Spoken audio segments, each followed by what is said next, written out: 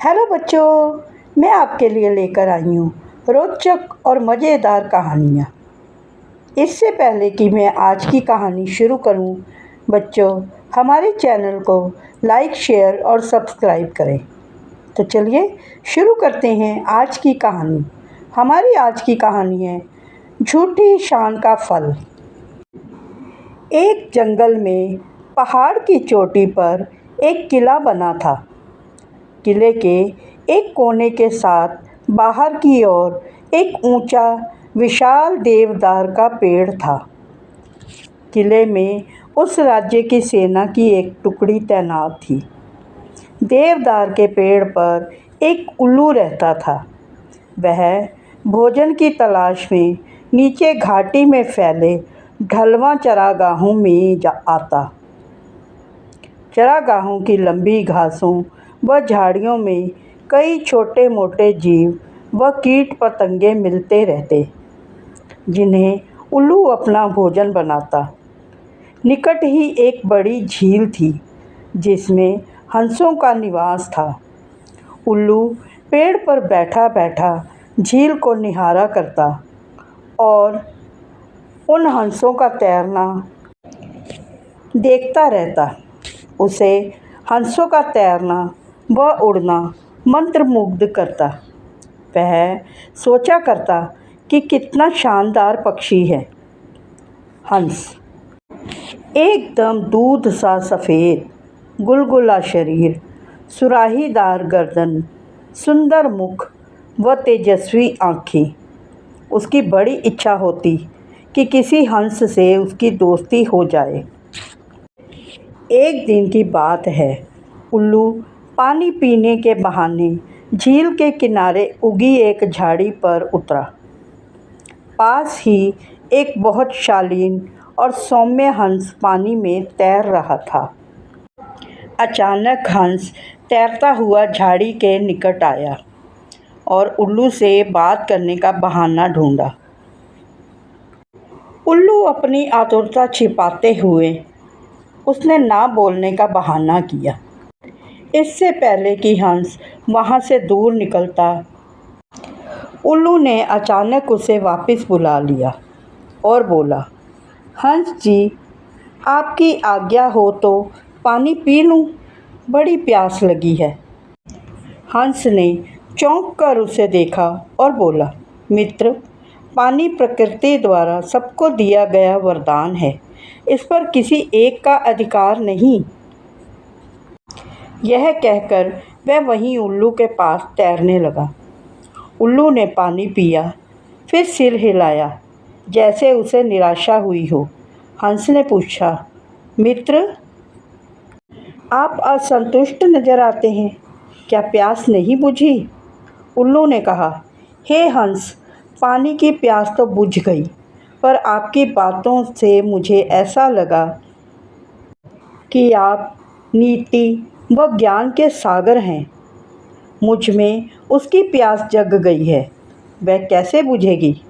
हंस मुस्कुराया, मित्र, आप कभी भी यहाँ आ सकते हैं, हम बातें किया करेंगे।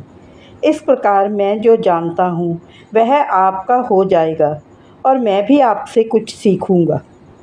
इसके पश्चात हंस व उल्लू रोज़ मिलने लगे। एक दिन हंस ने उल्लू को बता दिया कि वह वास्तव में हंसों का राजा हंसराज है। अपनी असली परिचय देने के बाद हंस अपने मित्र उल्लू को अपने घर ले गया। वहाँ शाही ठाठ थे। खाने के लिए कमल व नरगिस के फूलों के व्यंजन परोसे गए और जाने क्या क्या दुर्लभ खाद्य थे। उल्लू को पता ही नहीं लगा।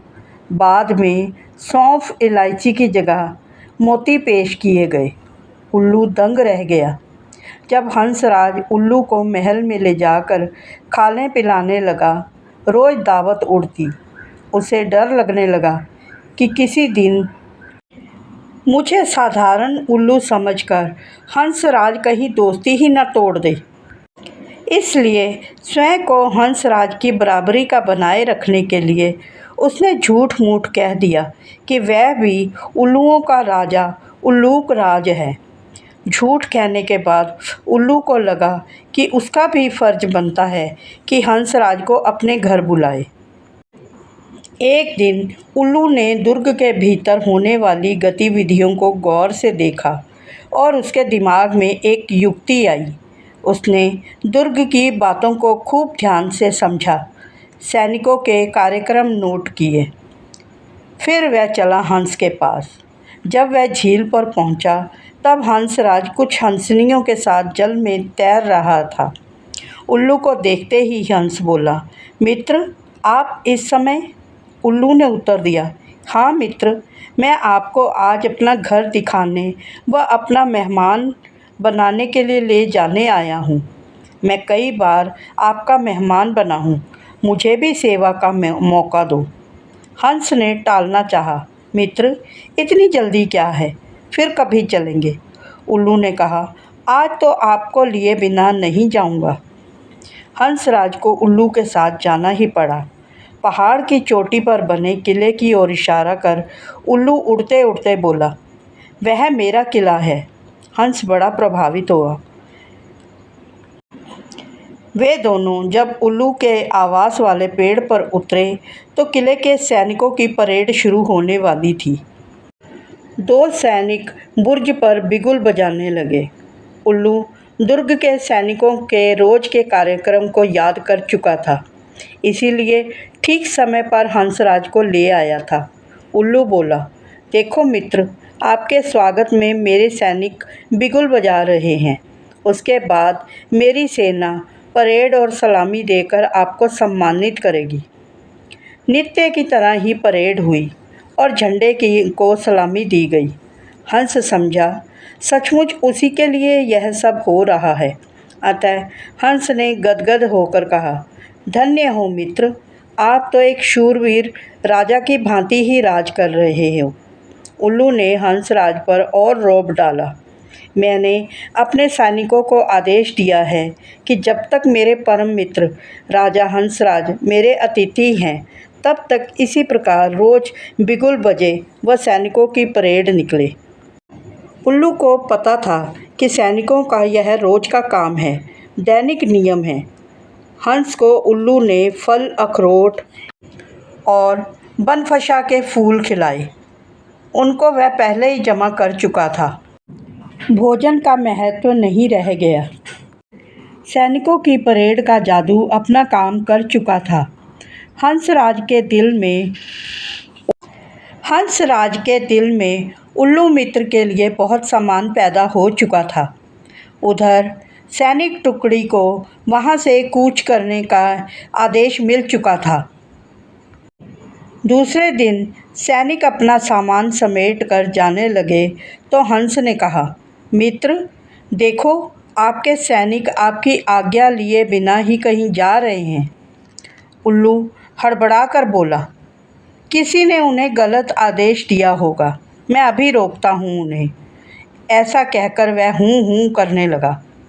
सैनिकों ने उल्लू का घुघुआना सुना तो अपशकुन समझकर वह जाना स्थगित कर दिया। दूसरे दिन फिर वही हुआ। सैनिक जाने लगे तो उल्लू घुघुआया।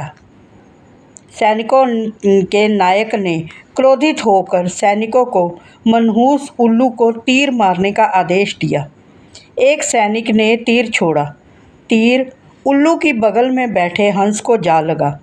वह तीर खाकर नीचे गिरा व फड़फड़ाकर मर गया। उल्लू उसकी लाश के पास शोकाकुल होकर विलाप करने लगा, हाय, मैंने अपनी झूठी शान के चक्कर में अपना परम मित्र खो दिया, धिक्कार है मुझे। उल्लू को आसपास की खबर से बेसुध रोते देखकर एक सियार उस पर झपटा और उसका काम तमाम कर दिया।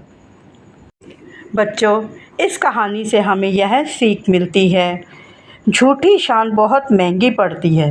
कभी भी झूठी शान के चक्कर में मत पड़ो। बच्चों, कैसी लगी आज की हमारी कहानी आपको? हमें कमेंट में बताइए। मिलते हैं अगली कहानी में। बाय।